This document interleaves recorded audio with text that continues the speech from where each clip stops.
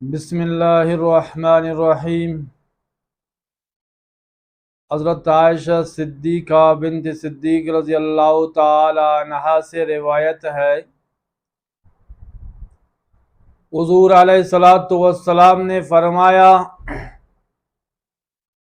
मा अमिल इब्नु आदम मिन अमलिन यौमन नहर अहब्बु इलल्लाहि मिन इहराक़िद दम। हुज़ूर अलैहिस्सलातु वस्सलाम ने फरमाया, कुर्बानी के दिन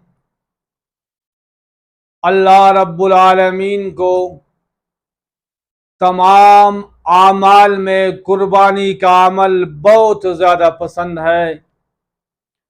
बड़े ईद के दिन अल्लाह ताला को तमाम आमाल में कुर्बानी का अमल बहुत ज़्यादा पसंद है, बहुत ज़्यादा महबूब है। लिहाजा कुर्बानी करो, अल्लाह रब्बुल आलमीन को राज़ी करो। पैगम्बर अलैहिस्सलातु वस्सलाम फरमाते हैं, व इन्नहु लयाती यौमल क़ियामति बिक़ुरूनिहा व अशआरिहा व अज़लाफ़िहा। ये कुर्बानी का जानवर क़यामत के दिन अपने बालों, अपने सींगों और अपने खुरों के साथ आएगा।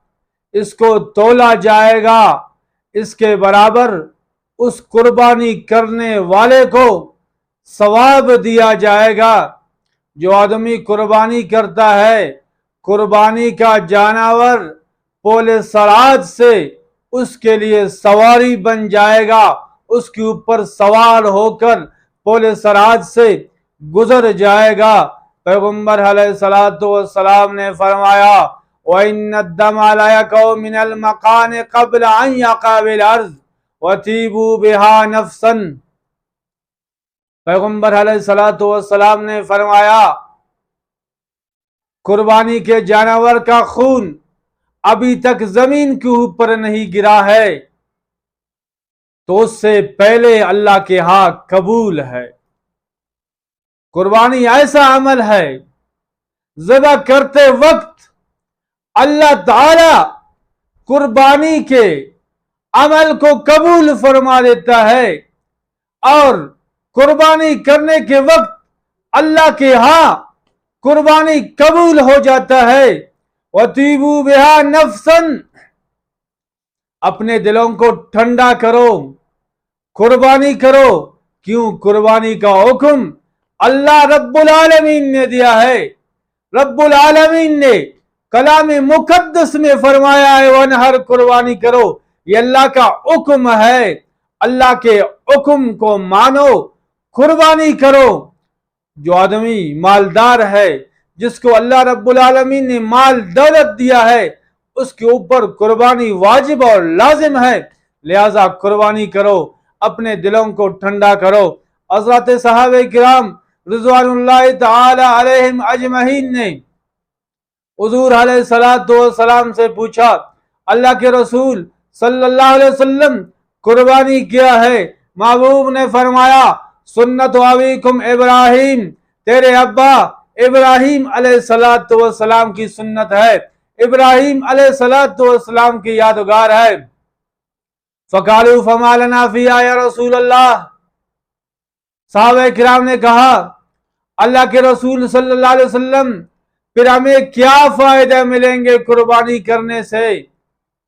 तो अल्लाह के रसूल सल्लल्लाहु अलैहि वसल्लम ने फरमाया, बिकुल्ल शहरतिन असना, और बाल के बदले अल्लाह ताला एक नेकी अता फरमाएगा। जो बकरी और बैल के ऊपर जो बाल है, आदमी पूरा साल इसको गिन ले, गिन नहीं सकता। अल्लाह ताला कुर्बानी के हर बाल के बदले में एक नेकी अता फरमाएगा।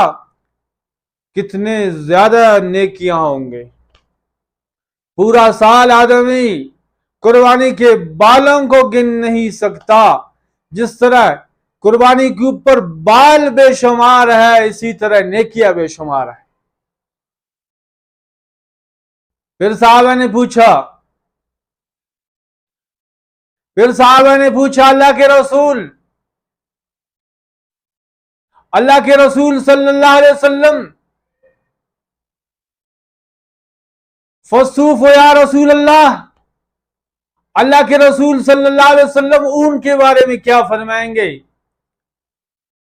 भेड़ और ऊंट के ऊपर ऊन होता है, ऊन के बाल बिल्कुल बारीक होता है, वो बेशुमार, वो शुमार नहीं होता, इतना ज्यादा बारीक होता है।